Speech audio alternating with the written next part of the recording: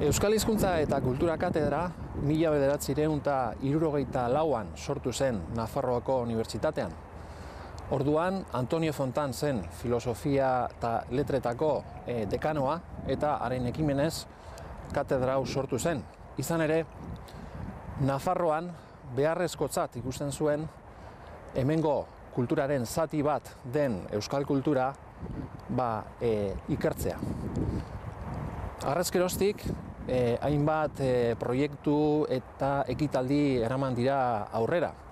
Tartean euskal hizkuntza eta kulturaren inguruko ikastaroak, 1984an euskal ikasketen diploma sortu zen, hori izan zen beste ekimen bat, zenbait urte iraun ditu, eta urte berean, 1984an, Nafarroko Unibertsitatean, hemengo kampusean, ikasle batzuen ekimenez, Abarrotxo Euskara taldea sortu zen. Horren baitan, hainbat ekitaldi burutu dira. Bertso saioak, hitzaldiak, kontzertuak, euskal kulturaren inguruko ekitaldiak, azken finean.